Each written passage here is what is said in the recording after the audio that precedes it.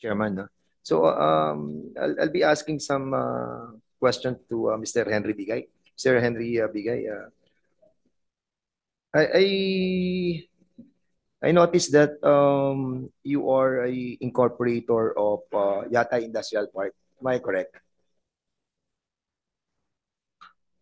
Yes po. Are we If going I to? may, just make Yes. some manifestation, may we advise the lawyer, the counsel of Mr. Bigay, that you can only coach him. Do not give him the answers because we will directly ask questions to Mr. Bigay. Okay. Please use the mic. Thank you. Okay, thank you.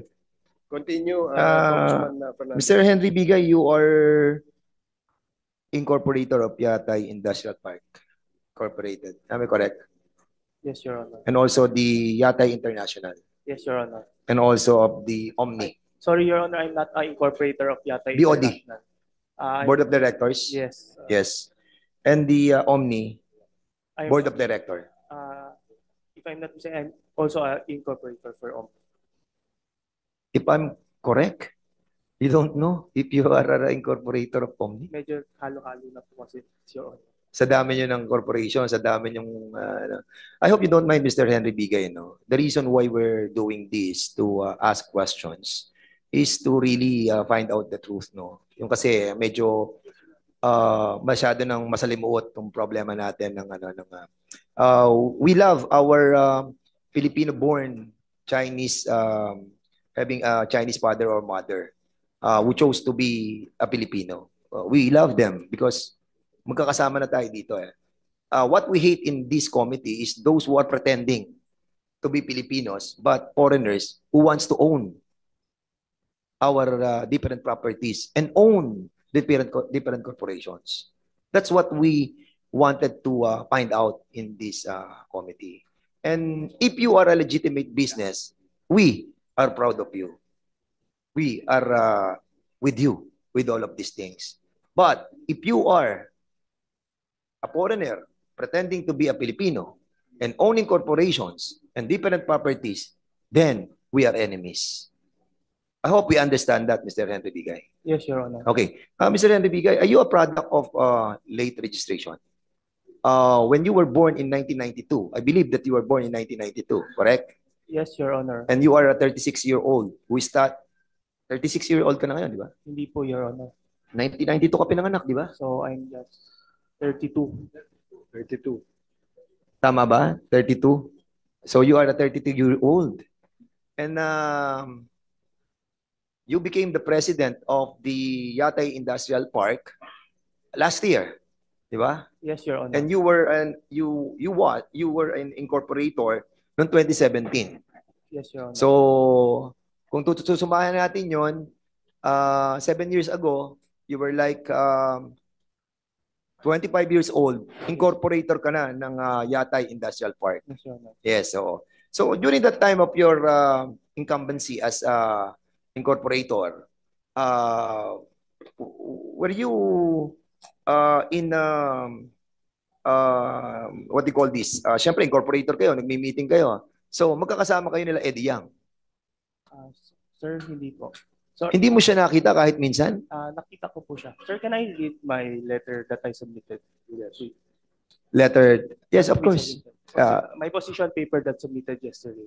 Okay. I would like to read my position paper. Sige, go ahead. And then, Thanks, Your Honor. ito ba yung 3 pages?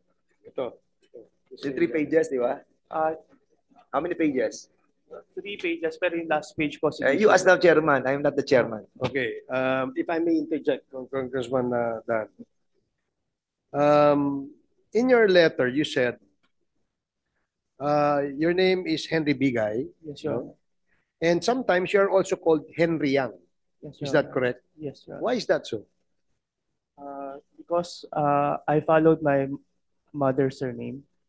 Ang mother mo ay Bigay ang apelyido. Yes, my no? biological mother is Bigay po. And in your letter, you said, may I state for the record that I am a Filipino citizen, having been born of Filipino mother by the name of Maria Luisa Bigay, correct? Yes. Out of wedlock on January 15, 1992. My father, however, Yang Wahong is Chinese. Tama? This is accurate, Yes, no? accurate. I use the family name Bigay, which is my biological mother's surname. Sometimes, however, I am also called Henry Yang, Yes. following my father's surname. Tama ba yon? Yes. Accurate yon, di ba? Dahil yun ang sinabi mo rito eh. Now, kilala mo si Michael Yang, Hindi po, sir. si AD Yang, Si Eddie Yang po nakikita ko po, sir. kilala mo. Not really close na kilala. What is your relationship with AD Yang? He's incorporator of one of our company, but he knew my father through our family association, the Yang Association. And then Eddie Yang approached my father to propose a business. So Okay. that's why we knew Eddie Yang. So, ang inyong relationship with AD Yang is just business, purely business. Opo. Okay. Would you know kung anong negosyo ni Mr. AD Yang other than yung partnership nyo? Hindi po namin po alam. Pero alam mo ba na meron siyang mga ibang kumpanya rito? Hindi rin po namin alam. Alam mo ba na meron siyang mga properties na binili? Wala rin po akong alam. Hindi mo rin alam. Okay. If I may ask, si Mr. Willie Ong, kilala mo? Hindi po, sir. Si Elaine Chua, kilala mo? Hindi po. Michelle C. Hindi po. Jack T. Yang. Hindi po. Si Jack Yang, kapatid ba ni Eddie Yang? Hindi ko po alam, sir. Hindi mo alam. Have you spoken to Mr. Eddie Yang face to face? Eddie Yang po, yes How po. many times? More than 10 siguro po. More than 10. Is he in the country? I don't know po. When was the last time you spoke to him? Last year, if I knew. Last year? Anong buwan? Early last year po, hindi ko na rin po maalala eh. Pero before we do see each other kasi sa mga gatherings, associations.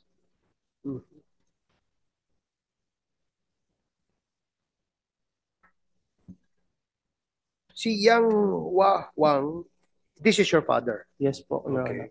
Is he in the country? He's currently out po. Where? Where is he now? He's in Xiamen po. In Xiamen. He flew before the letter arrived po kasi. So he cannot come back. Do you stay with your father? Yes po. So the next time we invite him, make sure he will be present in the committee. Yes po.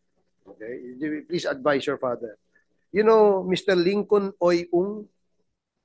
Yes po. Who is he? He's Sa pagkakalam mo. he's a student of my father before. Student of your father? Is your father a professor? It's a sa Wushu, Chinese martial Wushu. arts. Yes. Wushu. Okay. Oh. Magaling dyan si Dan sa Wushu. Oh. National champion to. Oh. Oh. So yun lang pagkakakilala mo at pagkakaalam mo kay Mr. Lincoln Oy Ong. He's also one of our incorporators before. One of your? Incorporators before. Anong company? Sa Omni po. Sa Omni. Okay.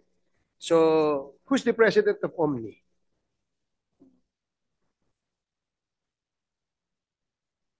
Can I check my record? Sige, please.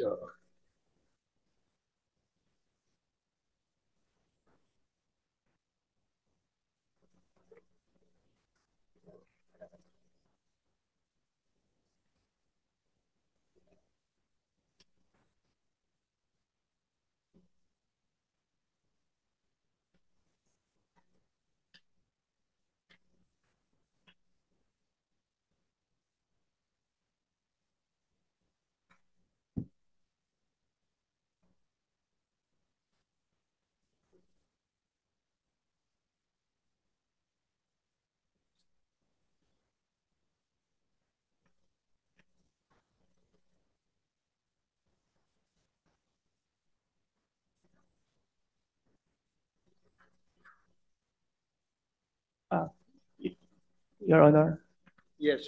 I'm the president of Omni. You took Hindi, sorry. it took you 2 minutes. Hindi, dami kasi po.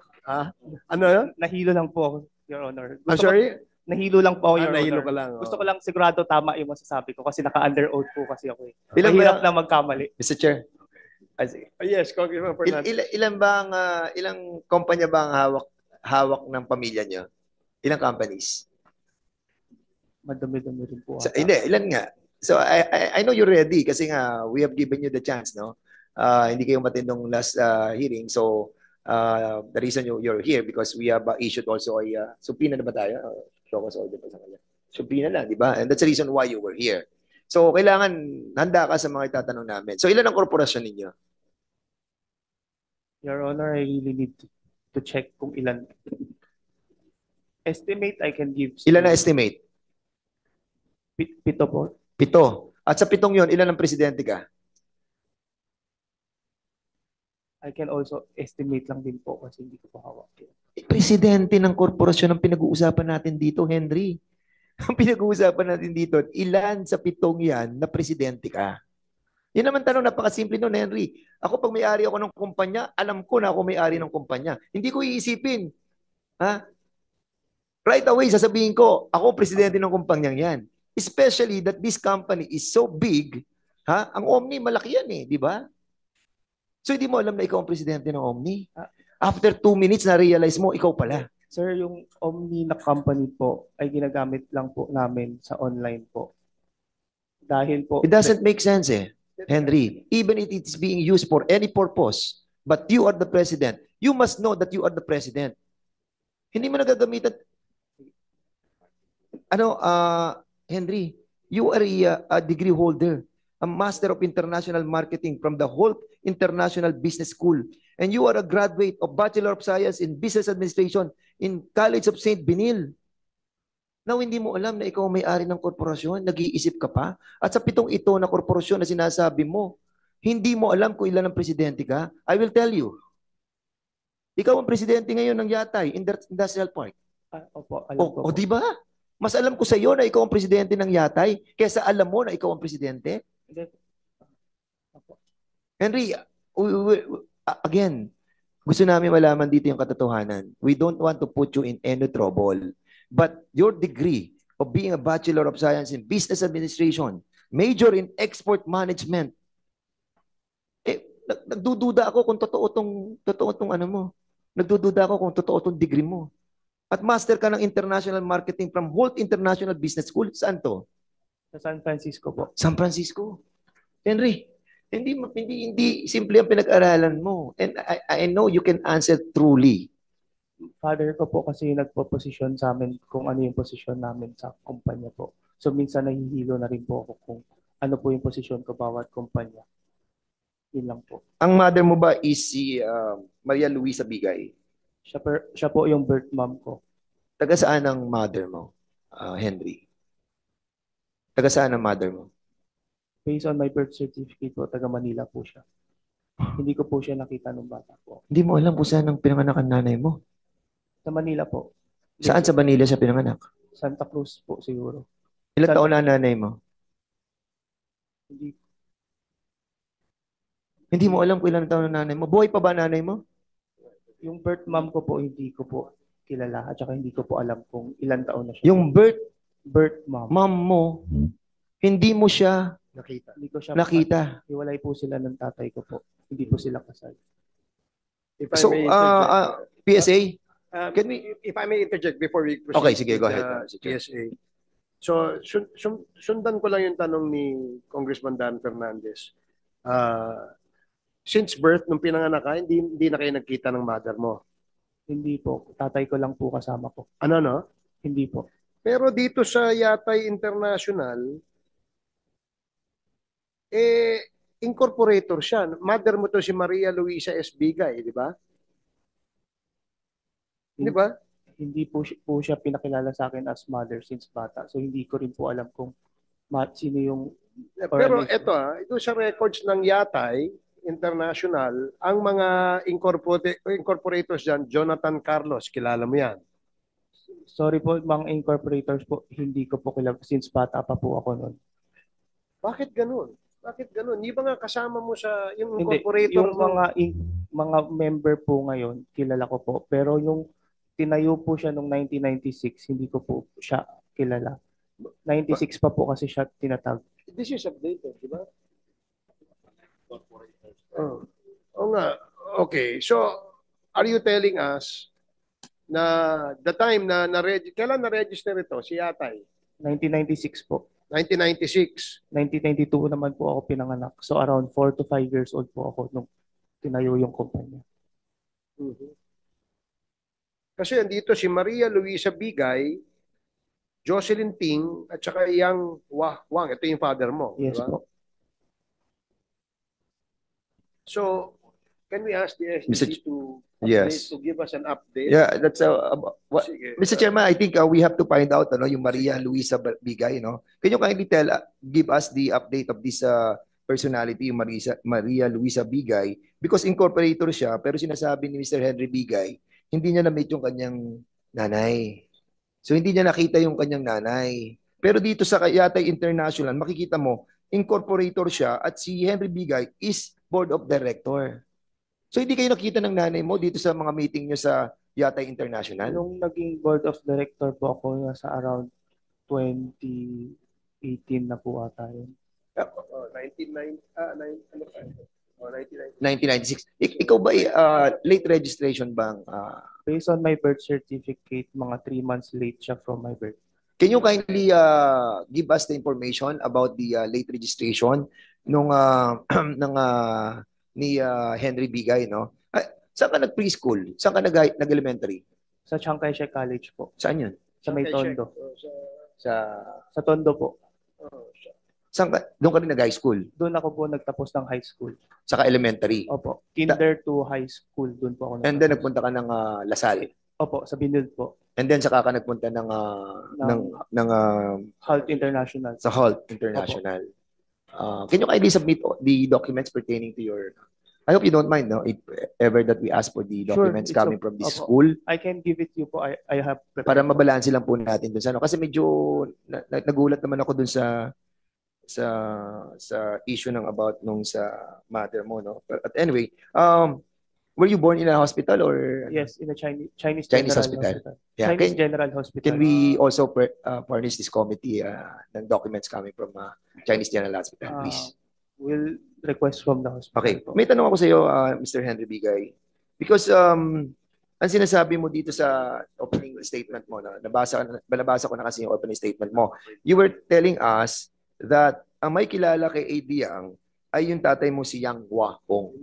Is this Opo. correct? Opo. At kung magkakilala sila, according sa letter mo dito, ang father mo ang talagang in charge doon sa raising funds and talking to the potential investors for this project. Opo. At ang project na yon ay yung Yatay Industrial Park Incorporated. Magkano ang puhunan dito sa pagtatayo ng Yatay Industrial Park Incorporated? 30 million po. 30 million. At lahat to sinagot ng tatay mo. Sa pagkaalam ko po.